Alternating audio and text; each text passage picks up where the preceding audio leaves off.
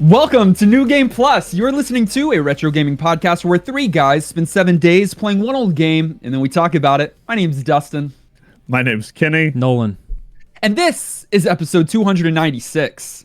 And this past week, the official roster for the upcoming Smash-inspired game, Nickelodeon All-Star Brawl, was leaked. We now know at least 20 of the fighters. Include SpongeBob SquarePants, Helga Pataki from Hey Arnold, Reptar from Rugrats, Rin from the Rin and Stimpy Show, and both Aang and Korra from The Last Airbender and The Legend of Korra, respectively. I'm buying this day one.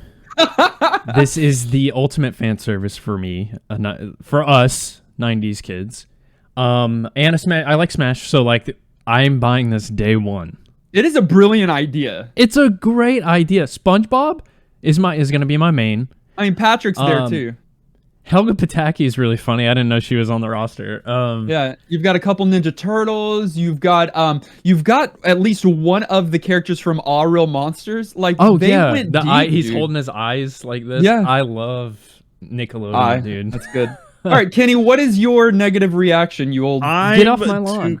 Curmudgeon-y to think this is a good idea. You need to get off my lawn. It's fun for some people, I guess. Clearly. Who is this? I don't know why I'm still amazed. I really should never be amazed by Kenny's reactions or words anymore. So what channel, what television network would you choose if they made a Smash Brothers game out of that network? What would hype you up? I mean, Turner Classic Movies? National Geographic? No, they shouldn't just make a bunch of Smash Brothers games. Like, agreed. No one wants another ridiculous fighter with just everybody thrown in a blender. Come on. I mean, if it works, it works. They made a bunch of Battle Royale games after Fortnite took off, and I mean... And those were terrible ideas, too. Listen, this is a fan service. They've done a fighting game before. I don't recall what it was called, but I think it was pleasantly received. And this is just a new take on that, but with beloved characters. And I get they had to get the approval and permission to use these Nickelodeon characters, so there's some kind of backing there. Like, this seems, I don't know. I'm down. I think it's going to be pretty viral. I think people will like stream it and really, really like it, because a lot of that age group on Twitch is around our age now. I think there are younger people that might know some of those characters like SpongeBob, but like I want is not Ren from Ren and Stimpy, but Cat Dog's on there. Cat Dog is on there? No way. Cat Dog's on there. The movesets are gonna crack me up. Every move is gonna make me laugh out loud. Like, what do you do with Cat Dog? Yeah, I don't know. But okay, so I think we've generally got the idea, but we'll start with Kenny. Rate your desire to play Nickelodeon All-Star Brawl on a scale from, of course, 0 to 4. I don't know, 1.5. 1.5? You're gonna have to get some more oomph. Yeah. The fact that there's Ninja Turtles makes it sort of an option for me. There's only 2 of them. Yeah, what? Okay, don't. Which two? My opinion, Edges totally makes which turtles they pick. I don't recall. Probably Leonardo and Michelangelo. That's what I'm going with. Guessing. Final answer. Okay, that was a total guess, and that would be a terrible choice. Okay, 0 to 4. Nolan? I'm giving this one a mega 4. Ooh, mega 4. I would go far above and say that if I could, I would break that rating system, and my desire to play this would be a 12. A Cyber 12? A Cyber 12, yes, absolutely. Yeah. Like in our retro game of the week, Mega Man 0. I hate 4. everything. Overview. Mega Man 04 is the 4th and final installment in the Zero franchise of Mega Man games. We all know Mega Man loves their sub-series and sub-franchises. There are a lot of them. Battle Network is spin-off's not the right word, but Battle Network is a subset. The X series, Zero, others. They play around and they explore with different kinds of genre or series. This came out in 2005. This is a Capcom game because it is Mega Man. And you play as Zero, titular. I can say that this time correctly. Yeah. Yeah. Kind of. Mega Man is not in this game. So these games take place hundreds of years after the events of the X series, which we have played Mega Man X on this podcast a long time ago with SNES Drunk, friend of the show. This one takes place in the future, where you are fighting against there's a war going on, and again, this is the fourth one in the series, so there's a lot of story that you guys don't have. Now, okay, let me start. Before we do that, I've played Mega Man Zero, the first one. I own it. You guys haven't touched these. I know you haven't. I played Mega Man 2. Yeah. 3. And 3 and 4. Okay, got it.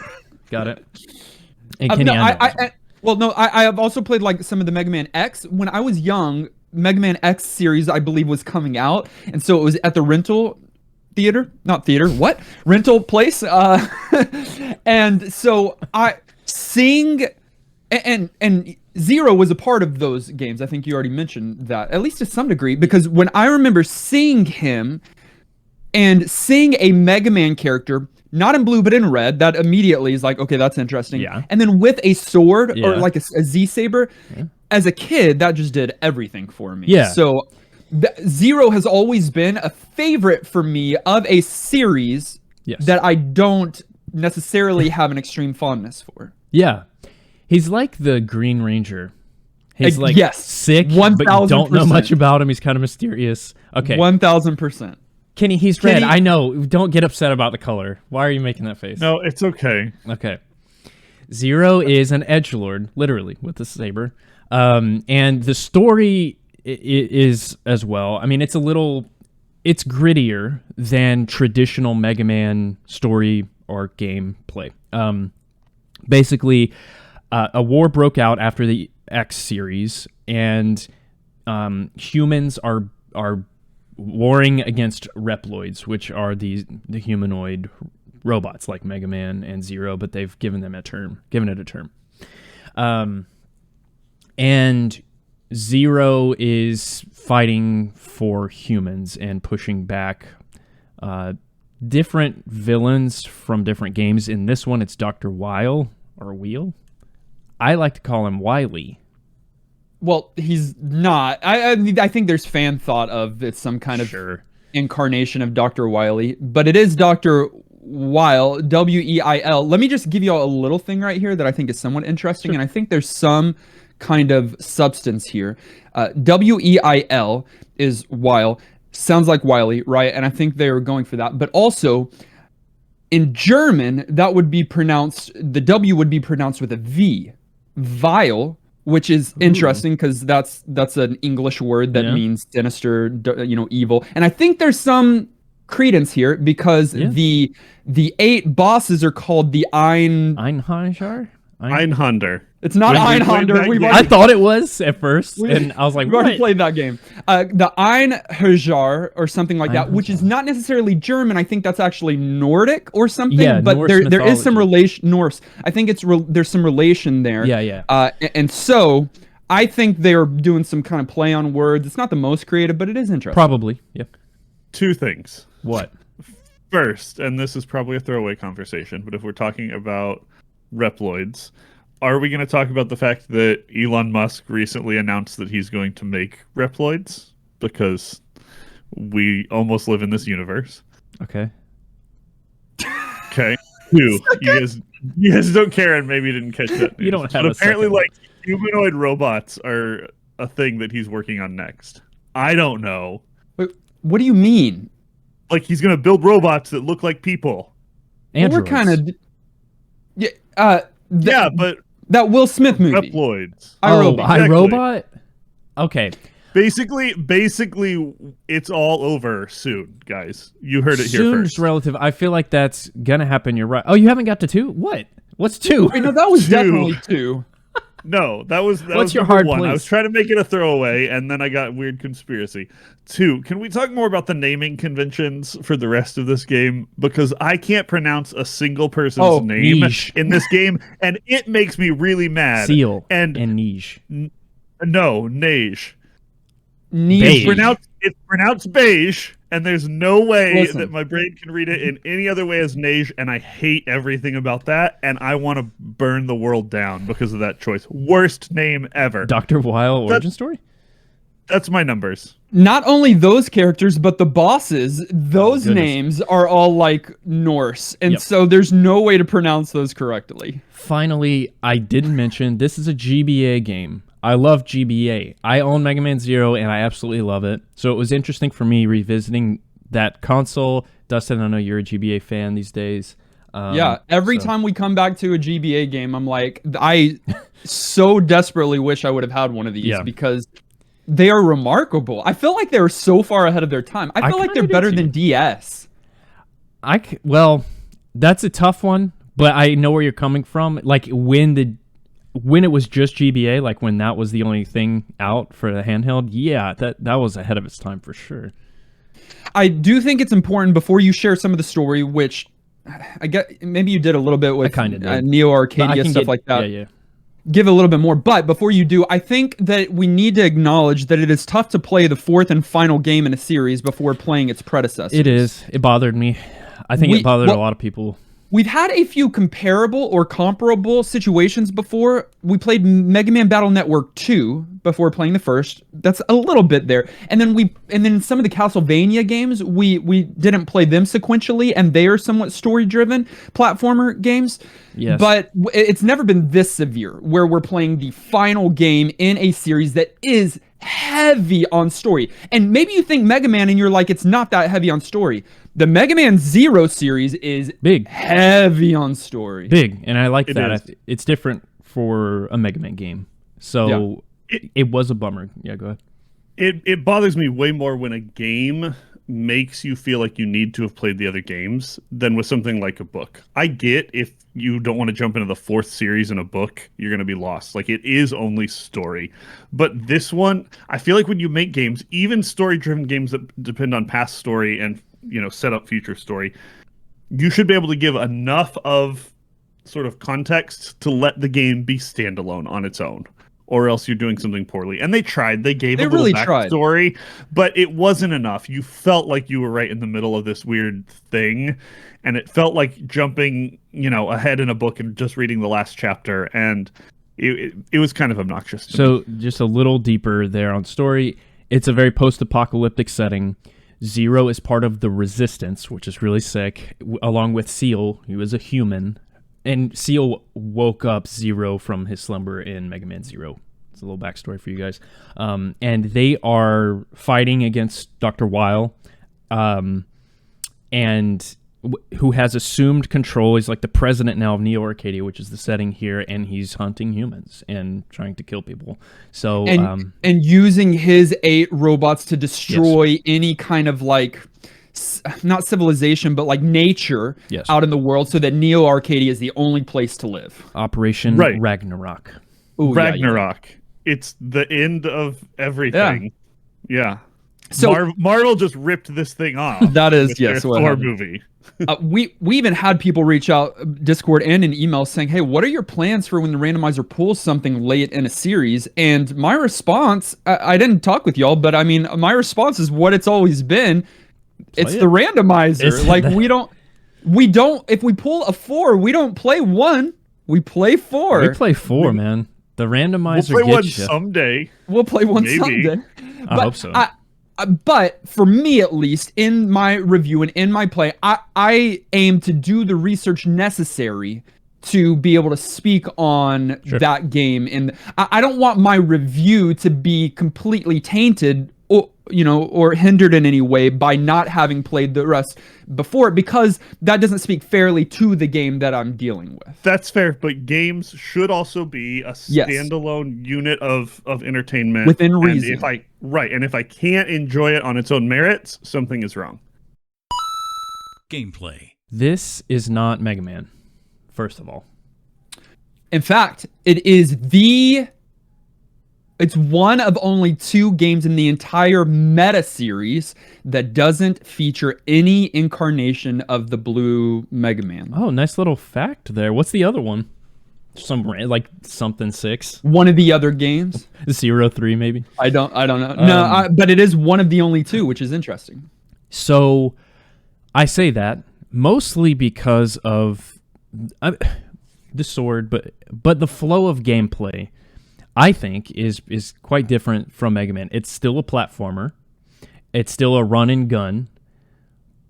And you have a gun, but it is 100,000% secondary to Zero's Z-Saber, which is what you always identify Zero with. And it's so sick. It's not a buster gun like Mega Man. Right. So you start off with the Z-Saber and the Buster Shot, and a new thing for this series, the Zero Knuckle, which is also a huge component here. Yes. And you immediately, when you go into your menus, you actually have some kind of button mapping and button customization of like how you want your setup to be. Amazing. Every game should do this. Which is so insane. Like, it's got 3 presets, but I think you can even go in and change like what within that. That's unheard of, especially on a handheld console. I didn't like the original setup. Same. And so I changed it. I don't remember what type I moved it to, but I ended up having it where L was dash, R was secondary, A was primary, and B was jump. Yeah, I did. That's pretty much the exact same thing, because the default one is you have to hold right and then hit your action button to do your secondary, and I was like, too much. Feel good. Also, very weird thing about this game, you start with your Z-Saber unequipped. You start with the Buster Shot as your main and the Knuckle as your second, and I was like, what are y'all doing? Do you want to know, this is on me. It's on the game, but then on me. I didn't know enough of... it wasn't registering who I was playing in the Z-Saber and all of those things when I first started. So I tried to complete that first stage without using the Z-Saber because I didn't have it. Like, it wasn't equipped. It was just Knuckle and Buster. It did not go well for me. It was because that's not how you're supposed to play this game. So I have no idea why it would start you that way. I don't either. That's their fault. That's not your fault. Like, you're supposed to start with the freaking Z-Saber. Yes. Anyways, once you get it, you begin to realize what I mean by the pacing of the gameplay is just straight up different, because you get close to your enemies and slash them because it does much more damage, whereas in Mega Man there's a lot more dodging projectiles involved, and that's here, but it's just different, and I like this flow. It's a refreshing thing within the Mega Man universe, I think. Let's talk about the Zero Knuckle. I almost called it the Z Knuckle, which that's fair, but the Zero Knuckle. I love the idea of the Knuckle. Kirby 64? Enemy skill material. Okay. So by those 2 references, you should have an idea of what this does. Yeah. You can't just use it for damage. It does a lot of damage, but it rips apart the enemy that you're fighting, because you're you're always fighting some kind of like robotic thing. So you can like rip that apart, right? But you can also, from time to time, depending on the enemy that you're ripping apart or using your knuckle for that final damage, you can pull off a piece of them and then use that item as a ability, as a move. So sometimes it's a shield, sometimes it's a gun, and sometimes it's an axe. Yeah, and sometimes it's a little bomb. I don't know if I got Here's the thing. I liked the idea, but I didn't love the full implementation of it the more that I played, because I thought there was too little variety and not enough damage. I think there's a lot of variety. There's different items, but they fall into one of those 3 categories, right? It's a throwable that does about the same thing. It's a shot that does about the same thing, and it's a shield that, why would you ever have a shield when you could have something else? And it does too little damage most of the time. You're right. The risk reward ratio was off, and getting the risk is not that bad. I mean, you have to gap close, you have to get close enough, and you have to figure out which enemy gives you which ability. But I ended up not using it for damage because the Z-Saber is just straight up better. So I agree. I think it's very cool, but it was a little lackluster. It just added a lot of complexity to me, and like one whole system in a game that I feel like already is a little overloaded on sort of disparate systems that are sort of all running at the same time and aren't really cohesive. I don't mind that it's there. I wish that it had just been like a more efficient way to grab very specific enemy parts so that it was more leaning you towards the whole, parts and build your own gun thing, or something that wasn't like also its own way of battle. It just felt like another thing to do. And I get the concept. I know they had to do some new things, but there's a few systems that they added here that just felt like kind of additional overhead. I don't know if we're ready to talk about it, but the weather system felt kind of that same way to me. Like just added newness and complexity just for sort of complexity's sake. Did you guys like the whole weather system or hate it?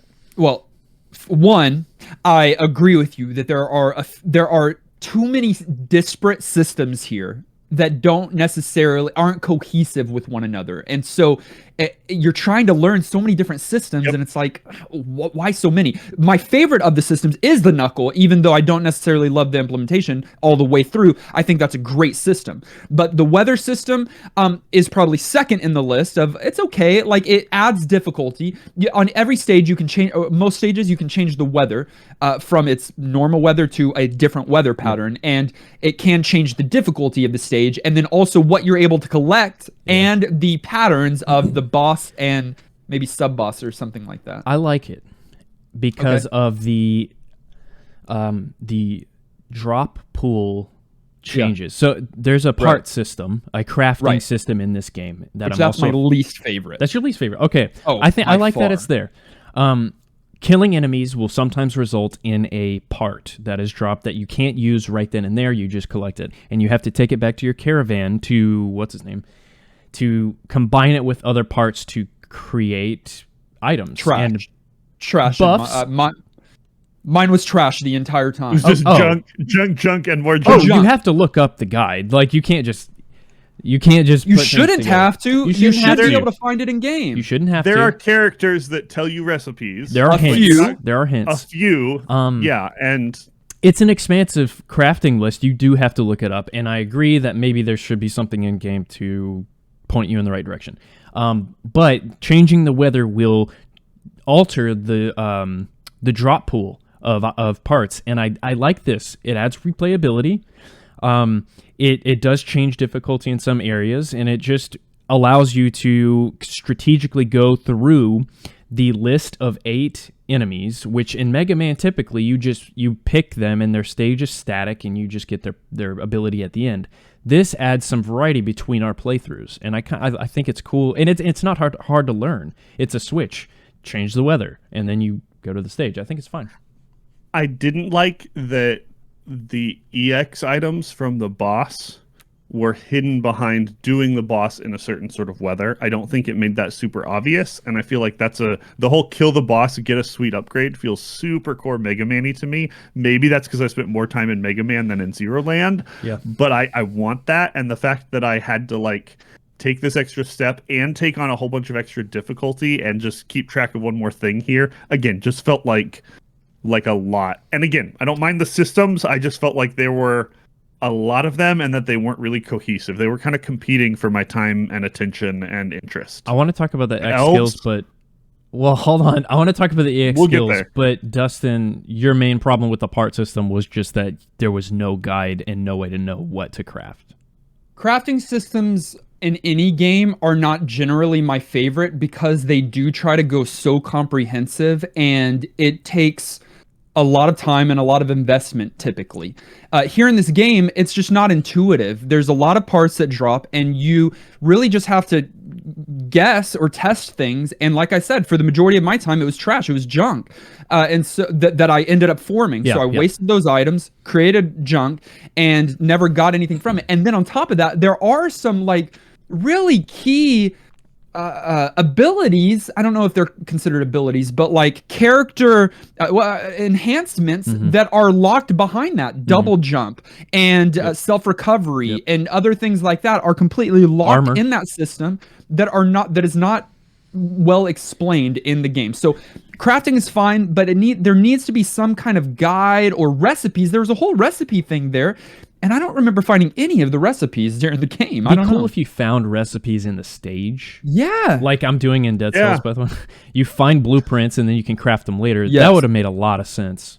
Or give a static recipe each time you kill a certain boss, so that there's one more, I got to go kill a new boss so I can learn more. Like there's 18 different ways. I counted them, exactly 18, no more, no less, where they could have done this differently that would have worked. And I don't know. Now the EX skills, I think I agree with you, Kenny, that it's kind of weird that some of them are not. It's weird that there are multiple options to have to get those EX skills. They're not just beat the boss and you get the same one. I feel like that makes it a little strange. However, once you do have them, I like the implementation. So in traditional Mega Man, you kill a boss, you get the power up, you hit select, and you choose from the list, and you have an energy bar to spend of that ability. In this one, you equip passives or actual moves onto your weapon. So the flame boss gives you this flame uppercut on your sword when you hit up and the action button.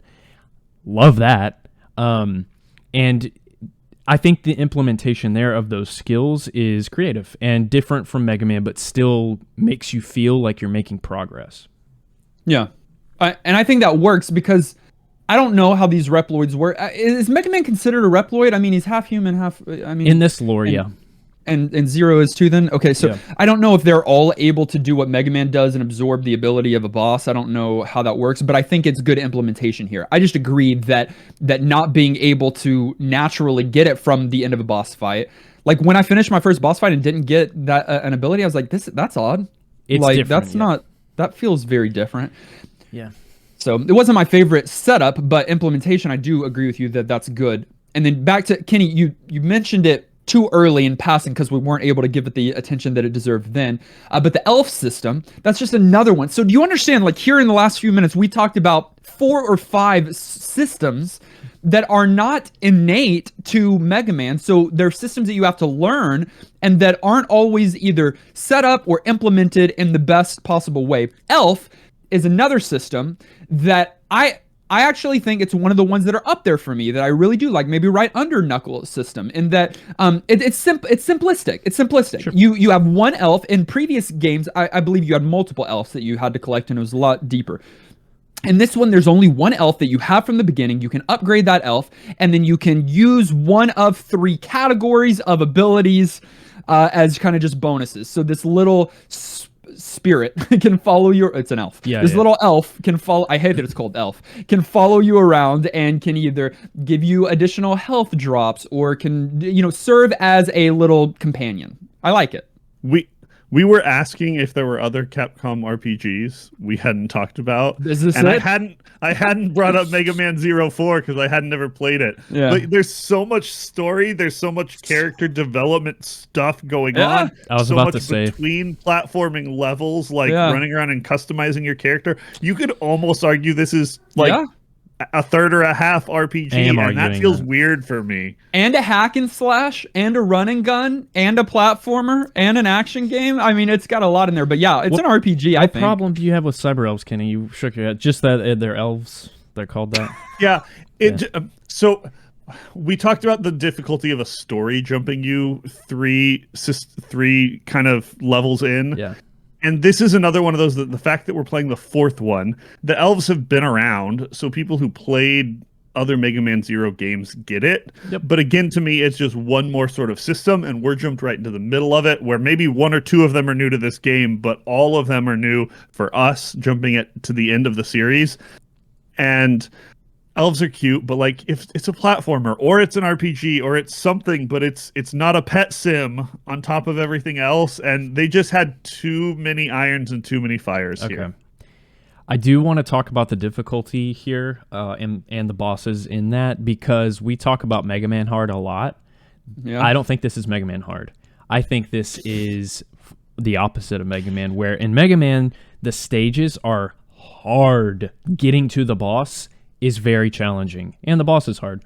In this game, I think getting to the boss is not even close to as hard as normal Mega Man, but the bosses themselves are very difficult.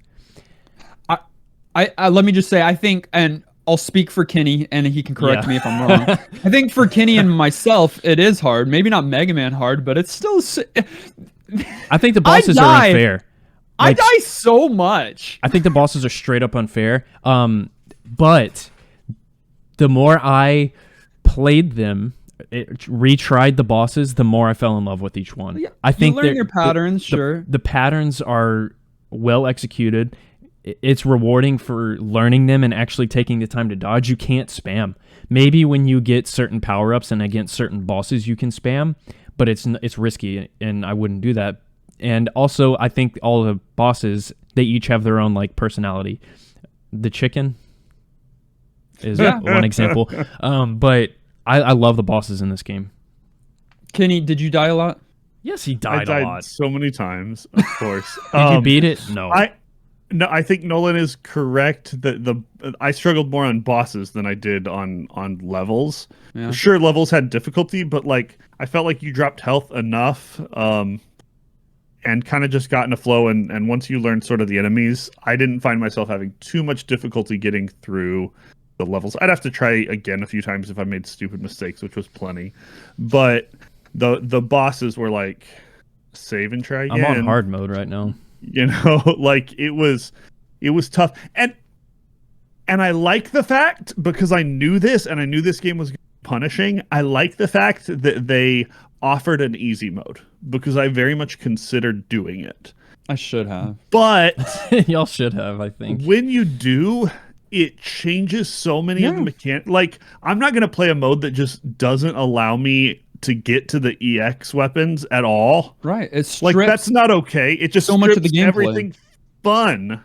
It was a bad payoff to get easy mode. And so, yeah, I was not a fan of how they did that. I would have loved an easy mode where you can still do some of those things. It's just a lot easier. I personally, I never click easy because I'm not a fool. Of course. I always go normal straight away. But with Mega Man, normal is not normal, and normal is hard. And I died a lot. I found the bosses to be I didn't find them to be as difficult as the sub bosses, the lead. Yeah. On every stage you have the boss before the boss. Yeah. I found those to be the most difficult things in the game. They are. And you don't get really any nice thing. They could have dropped the recipes. I'm just saying there's something they could have done here. But yeah, man, it's maybe not it's not classic Mega Man difficulty, but it's tough. It's tough. Yeah.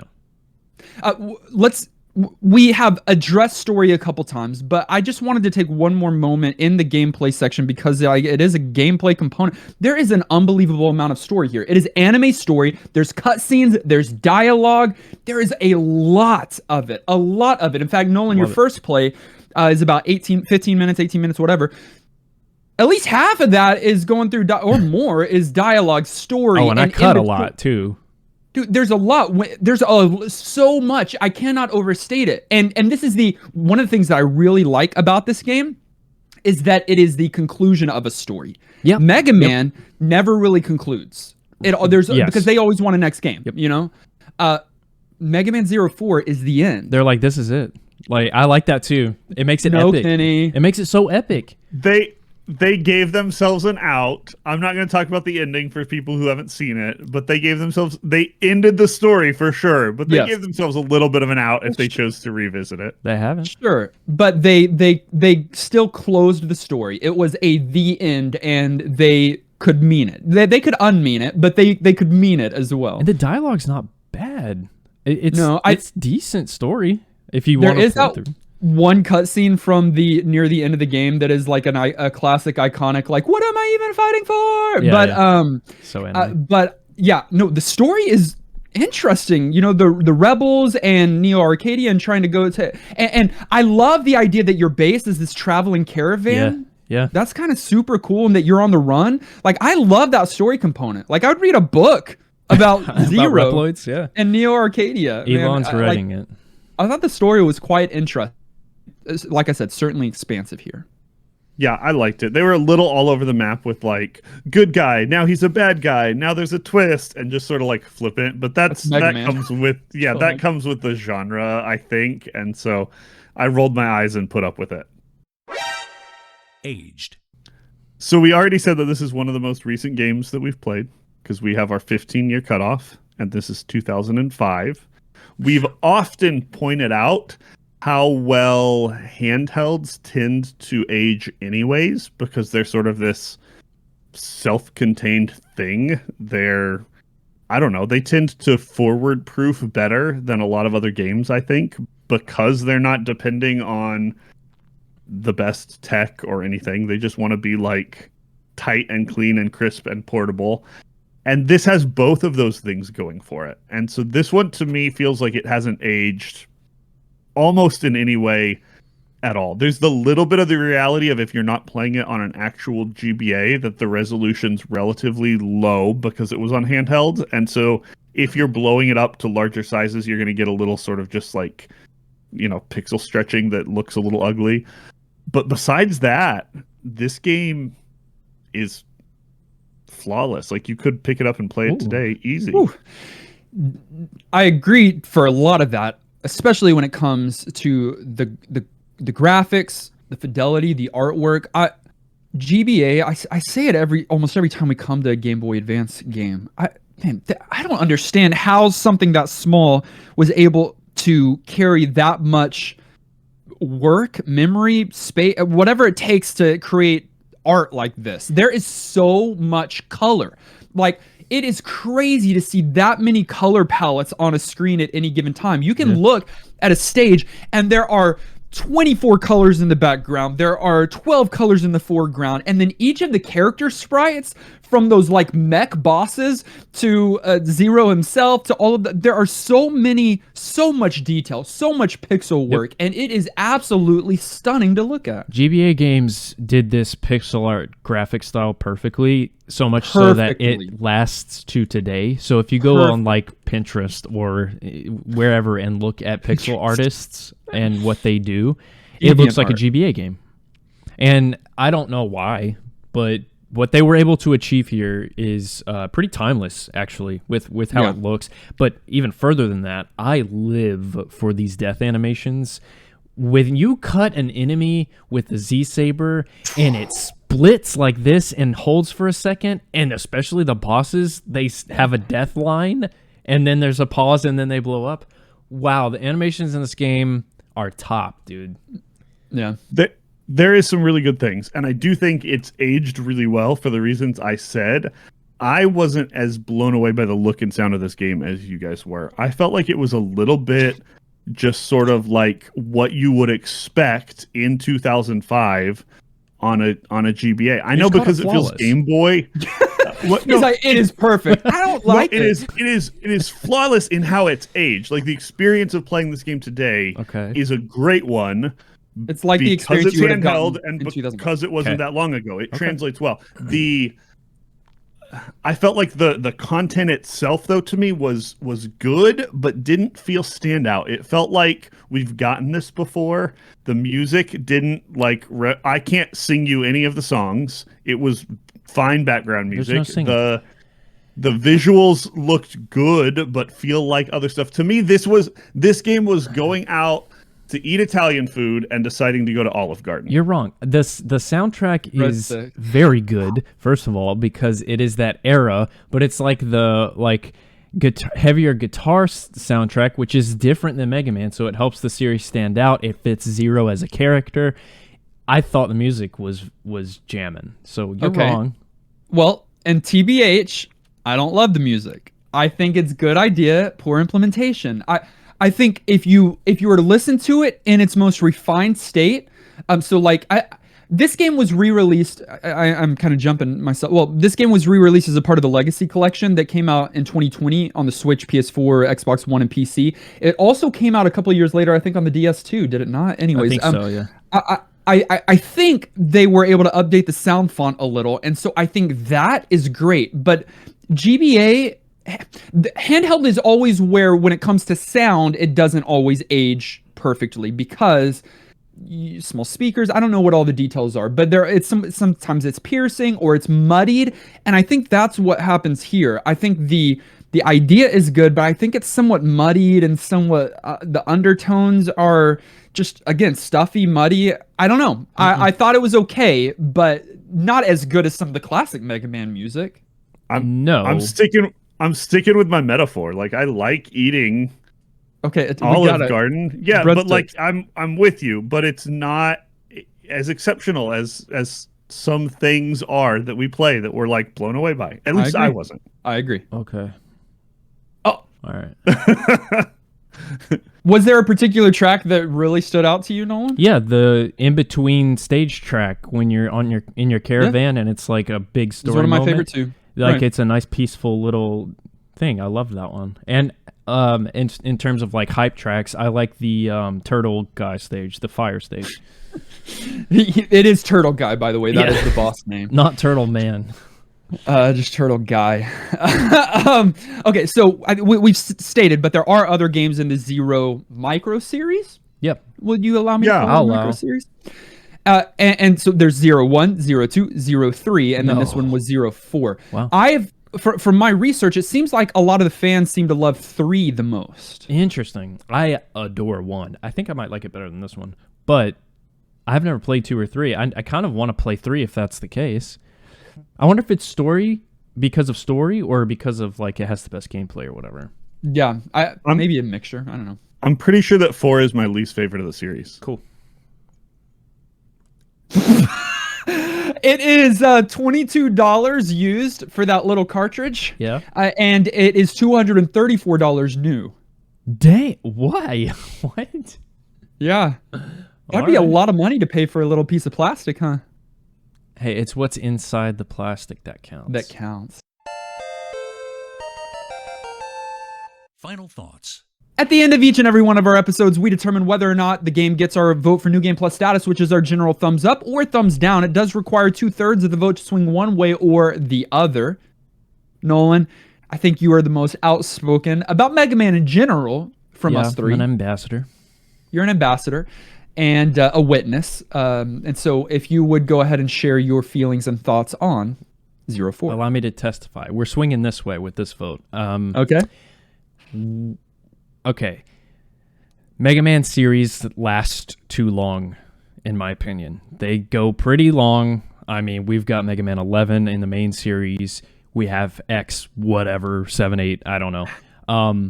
That's a lot of games. There's 2 ways to look at it. That's a lot of content, and sure, they're all good. Play them.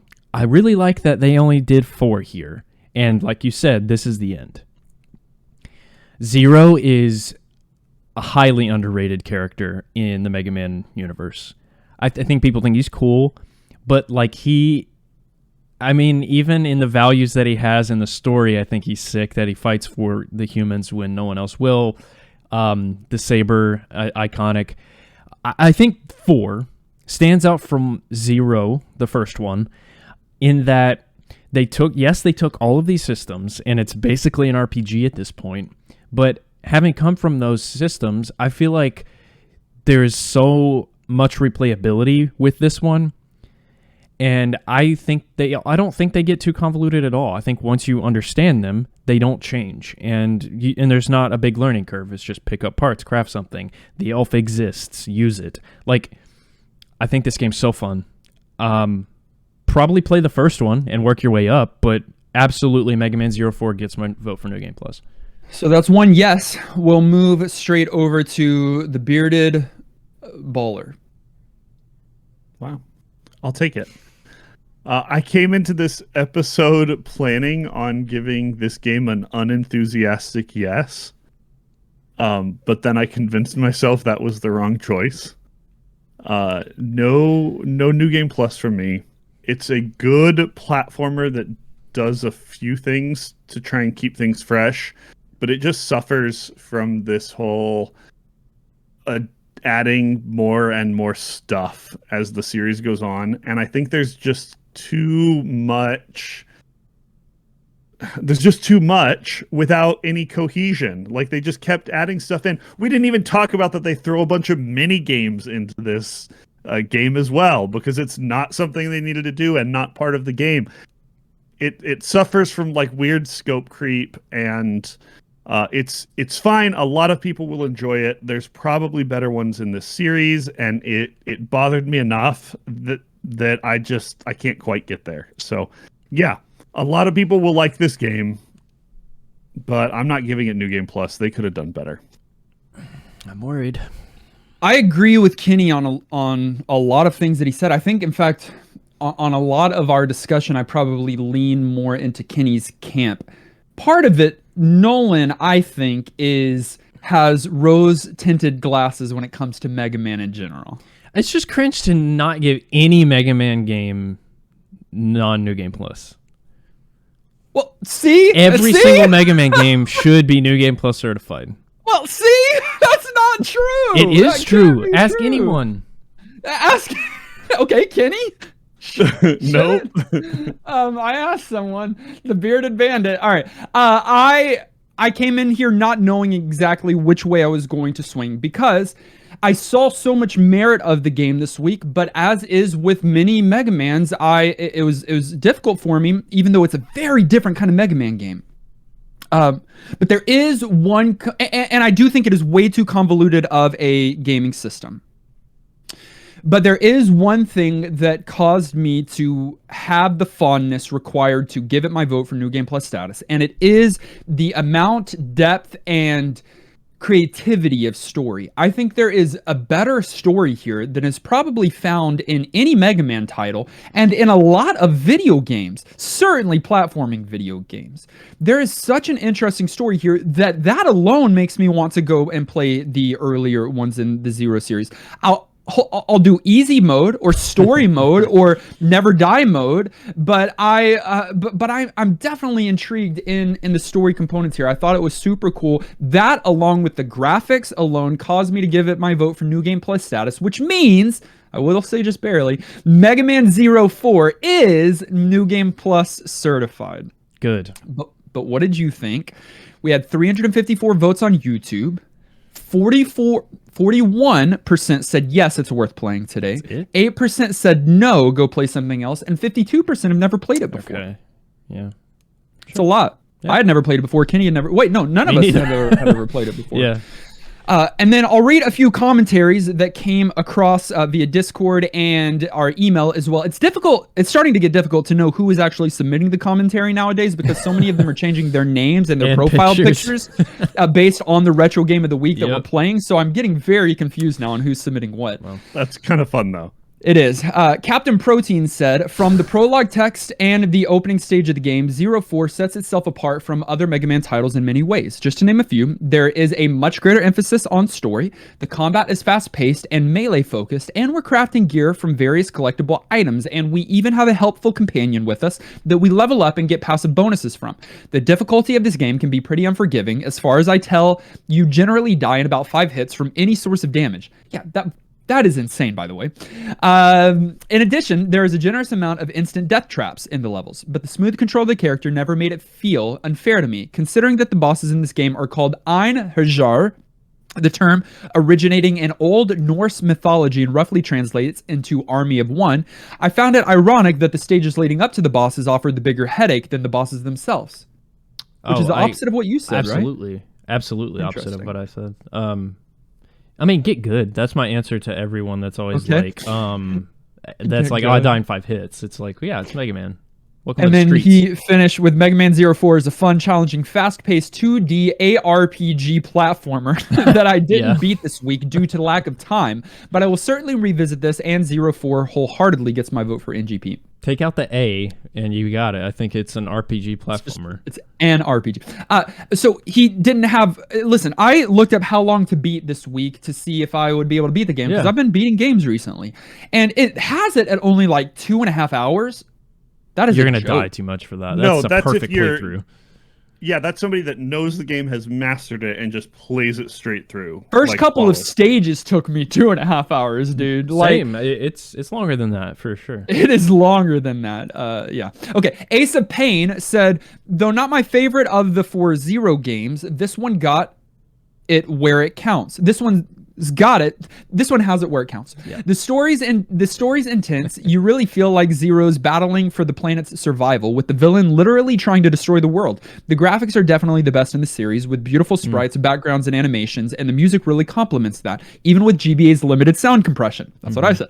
Definitely check out the arranged soundtrack to see how this game was meant to sound. Ooh. That's what I said. The game mechanics kind of regressed a bit, with 4 reintroducing level grinding, a problem that the third installment already had fixed. No longer rewarding players a secret power-up for ranking the level, an irritating weather system for the stages, and a useless iron knuckle weapon, just to name a few. The difficulty may be off-putting to some, but if you have spare time, there's a lot of hidden power-ups and abilities to uncover to even the odds. But even with its shortcomings, it's still a Mega Man game, and it's a good one. I say check it out. I'll say the ranking thing that they rolled back, I didn't know that was a thing in 3. I agree. I think they should have done that, because, like, rolled it back like they did, because these two wouldn't have been able to unlock anything getting a ranking on a stage. Like, I can't get an S. Are you kidding me? That's a good change. Yeah. I think from what I researched, 4 was actually a stripped down, quote unquote, easier kind of version of these games than I gotta play 3. So that's terrifying. Yeah. Kenny will love it. And then Cecil said, whoa, whoa, whoa, whoa, whoa. Is that allowed? I know randomization means we can land anywhere in a series, but the last one of 4? Yep. No, that's illegal. You can't just start a conversation about a game series with its finale. You're missing out on all the context and story and gameplay shakeups. Jumping right into 2 or 3, I could understand. But 4? No, put that down. You'll spoil your appetite. Is this game NGP status? Yes, of course it is. The whole Mega Man Zero series is. Please play them if you can. Just don't start with 4. Cecile. Bring it up with the randomizer. All right, it's not us. And 2, these are user submitted. You don't want us playing last games in a series? Just give us first games in a series. So the first blame is the randomizer. Second blame is your fault. It's your fault. This is the last thing it is on us. Look, that's why the randomizer's sick. Like, we play what it gives us. That's what we do here. Good or bad. We're going to set aside Mega Man 04 now and randomly select from the randomizer, where we don't have any control, but the randomizer gets to decide our fate. There were many people, by the way, that wrote and weren't able to include all the thoughts on the game of the week. If you'd like to submit your thoughts on any game of the week, send it in, usually by Friday, by end of day Friday, and we'll try to include your thoughts as a part of the episode. We had more Garlisle, even the Mega Man god, some might call him, included his thoughts. He played it ahead of schedule, but didn't play it fully because he didn't want to ruin his experience. But thank you for at least trying with us and keeping your pace. From our Retro Master list, we are randomly selecting a game now.